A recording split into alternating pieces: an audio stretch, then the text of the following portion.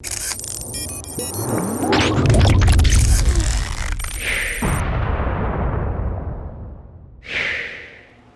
what's going on everyone? Vega here for SerpentX Tech, and in this video we're going to be talking about whether or not Nvidia was successful in deterring miners from buying their mainstream GPUs so that way it could get into the hands of gamers.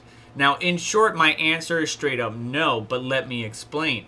Nvidia CMP lineup we've known about for quite some time, and we can actually buy the GPUs. The end user can buy it, but unfortunately they were really intended for mid to large scale mining operations that want to buy GPUs in bulk by the pallet in order to get their farm set up. Now, on their main website or their main CMP website, they only show the 30, the 40, the 50, and the 90HX, but there's a 170HX. And that card to me would be the better of all of them. It's just the price is so much higher. I was afforded the opportunity to test out the CMP 50HX thanks to Red Panda Mining. And the question is, was this card worth it? And as we did our live stream and we showed the data, you could see that much of the community, the mining community, doesn't really care too much for this card, right? So on Ethereum, it's getting around 56 mega hash, around 160 watts, thereabouts. You could probably get a little bit higher, but because I was remoted in, I didn't want to crash the GPU. So it's been a while since I did my live stream on this GPU.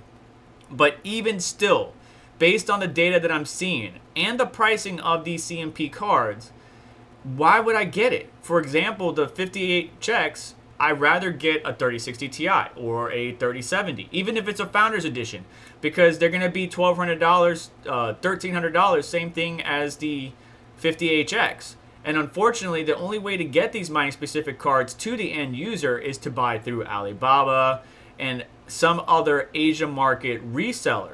Even the 170HX is really hard to get your hands on, and you have to go to AliExpress, Alibaba, and various outlets like that.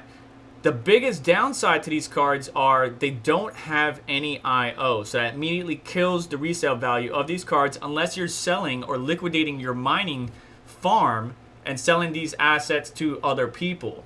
That's a possibility, but for the average end user, why would I buy this card? Well, I wouldn't, especially with the 3090 Ti coming out in the future. Now, it's been delayed, there's a number of issues. I did a video on that. Check out the link in the description.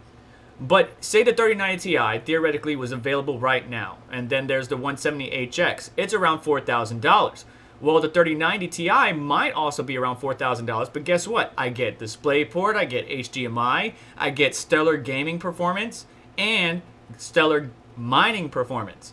So rather than getting the mining-specific graphics card, I'm more likely to grab a gaming graphics card, just like with the CMP 50HX. I'd rather get a 3060 Ti Founders Edition or a non-LHR card, spend the money for it, because not only would I get better performance, but the resale value is better, and I get gaming performance if I choose to do so. So these cards aren't really deterring miners from getting the mainstream GPUs. Instead, they're kind of pushing them towards the mainstream GPUs, which is quite unfortunate and not the intended effect that Nvidia wanted to have. So, in short, it didn't help the gamers at all. To me, it was just another cash grab or another revenue stream that Nvidia can tap into by selling directly to miners in bulk on pallets, whether they're mid-scale, large-scale.